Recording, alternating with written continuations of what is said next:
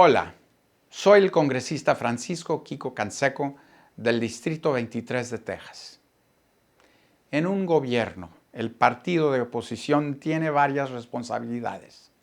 Entre ellas es respetar a quien ocupa la presidencia y compartir cuando estamos de acuerdo. Esta noche los republicanos le rendimos homenaje a nuestro presidente por su implacable lucha contra los asesinos del 9/11 y por su apoyo y esfuerzos de hacer cambios importantes en la educación pública. Sin embargo, en estas ocasiones los presidentes normalmente tratan de encontrar lo positivo de nuestra situación nacional. Pero cuando el presidente Obama dice que el estado de nuestro país está mejorando, él sabe que no es verdad.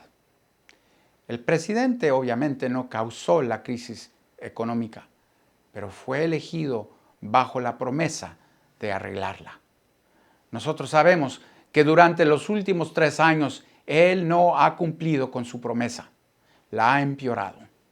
La tasa de americanos con empleos está al nivel más bajo de las últimas décadas. 1 de cada 5 personas en edad óptima para trabajar y casi la mitad de las personas menores de 30 años no fueron a trabajar hoy. Cuando se trata de la comunidad hispana, 11% se encuentran desempleados, un promedio más alto que la tasa nacional. En 3 años hemos visto una explosión de gastos sin precedente y con dinero prestado. El presidente ha añadido billones de dólares a la deuda nacional. Nos está encaminando en una trayectoria que empeorará la situación en los próximos años.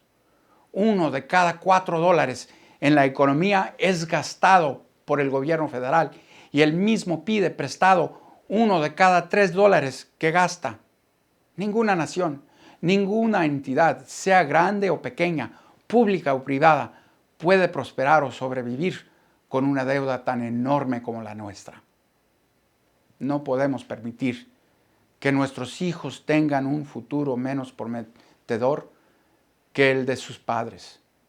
Nuestro primer interés como republicanos es ofrecerle la oportunidad a la gente de mejorar su propia vida. Con nuestra deuda, estamos a solo un paso detrás de Grecia, España y otros países europeos que lamentablemente en este momento enfrentan una catástrofe económica.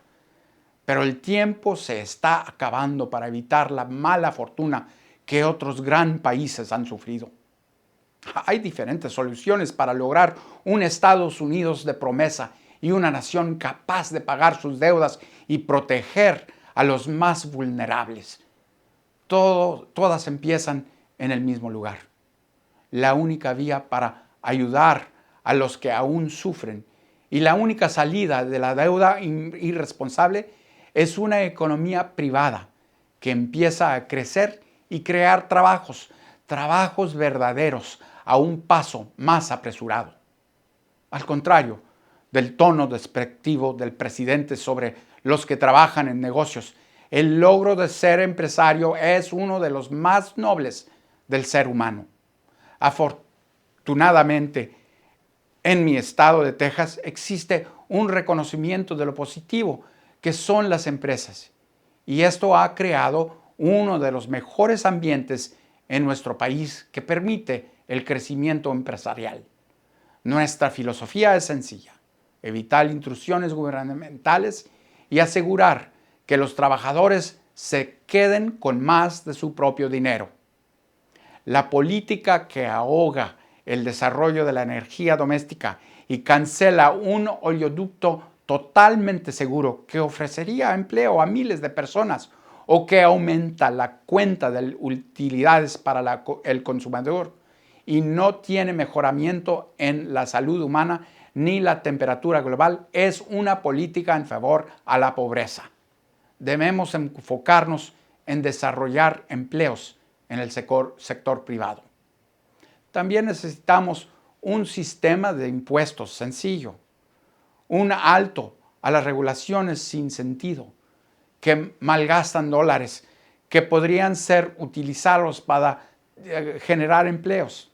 Tenemos que aprovechar de las nuevas tecnologías de la energía doméstica que han ofrecido las mejores oportunidades que nuestra economía ha visto en muchos años.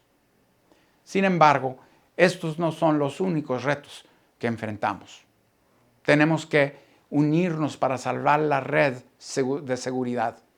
Medicare y Seguro Social han servido a nuestra comunidad y deben continuar. Pero después de décadas, no es sorprendente que los dos programas necesitan algunas reformas. Debemos preservar estos programas tal como son para las personas ya jubiladas y las que dentro de poco estarán. Debemos encontrar la mejor manera de proteger las futuras generaciones. Tenemos que asegurarnos que los recursos que gastamos con estos programas sean proporción de la gente que más los necesita. Los verdaderos enemigos del Seguro Social y Medicare son los que continúan a engañar al pueblo estadounidense diciendo que no debemos reformar nada. Si los seguimos escuchando, estos programas llegarán a la bancarrota y llevarán a la quiebra la economía de los Estados Unidos. Resultará que a las generaciones del futuro se les nieguen los empleos que requieren durante su juventud y no tendrán la protección que merecen en su vejez. Todos debemos participar en la recuperación de nuestro país. Hay dos opciones. La manera incorrecta sería aumentar los impuestos. Esto retrasaría el crecimiento sin producir los ingresos que necesitamos para pagar nuestras deudas.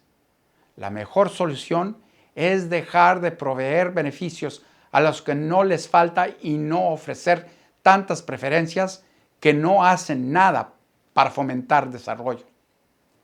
Los ataques del presidente no son justos, ni son verdaderos cuando dice que nosotros, los republicanos en el Congreso, obstruimos estos asuntos.